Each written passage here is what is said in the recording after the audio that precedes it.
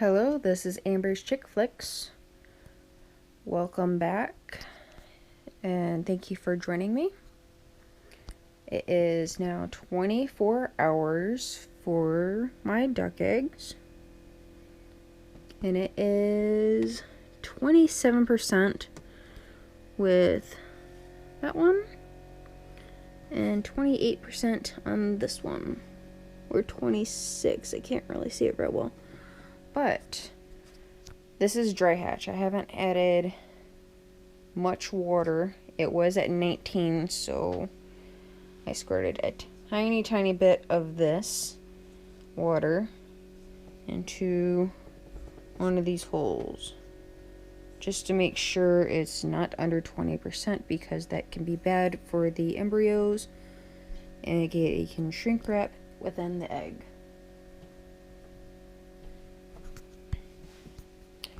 I would also say that they can,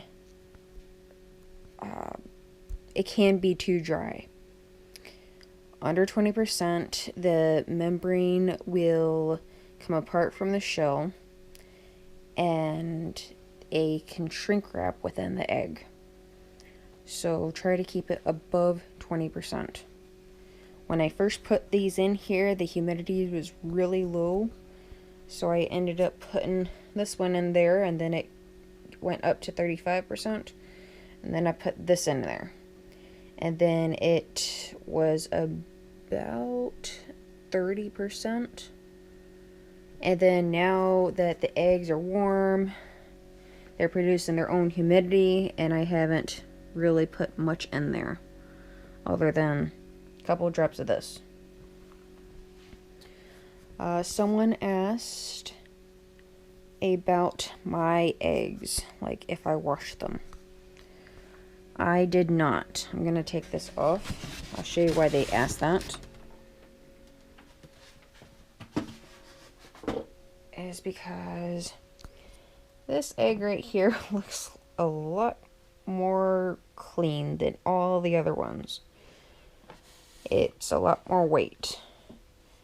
That is because it was laid in the nest box instead of all the other ones that were laid on the ground randomly. And so I did not wash them. They still have the bloom. The bloom is a natural barrier for the eggs that protect them from bacteria. And if you wash them, you wash the bloom off, which it can be very bad for the eggs. I recommend not doing it. Some people do. Some people spray them with peroxide to keep the bacteria at bay. I just do the natural method, and it works pretty good for me. And I also want to say dry hatching isn't for everyone, because every place is different. I have to tell you that because it is.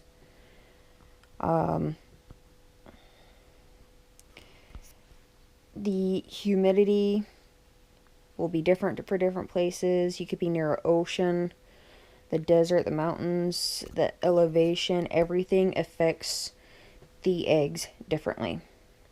And yes, dry hatching may work for you, but also try to have it at 35% or somewhere mid-range, and see if you need to lower it or higher it, or maybe make a small batch of the dry hatching first before you spend tons of money on shipping eggs and then you have a failed hatch.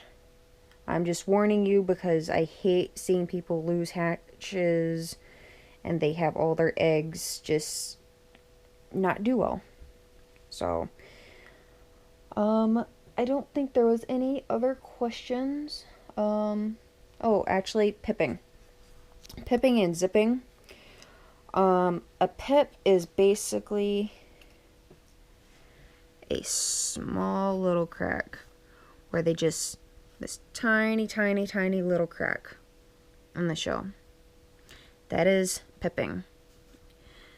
When they zip, here's the little pip. When they start zipping, they'll start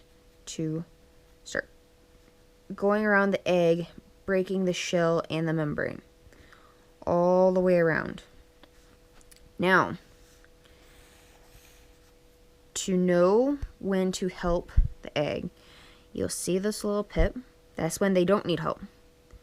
When they start making the hole bigger just in this one spot, right?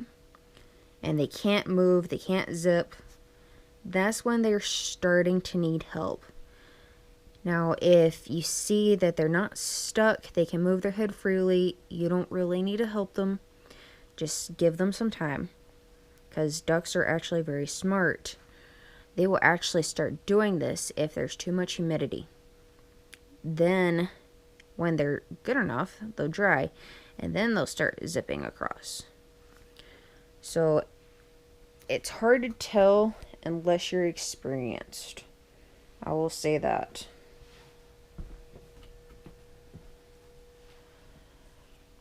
There's not going to be much difference in the eggs today, because they've only been in here for 24 hours, but I said I would candle. The light that's flashing is my camera. Sorry about that. And I just recently turned them, so I'm not going to turn them. But you do see that it's still glowing. And I just have it like this because I really don't want to turn them or touch them or move them as much. But this is how I can candle each day without really messing around with them too much. So, but if I'm hand turning them, I usually candle them at the same time at this point of the day. But right now, they're pretty good. I'm not going to really mess with it because you can't really see too much. We'll start to see development hopefully on day 6 to 7. And that's that. I hope you enjoyed this video. If you have any other questions, please comment below.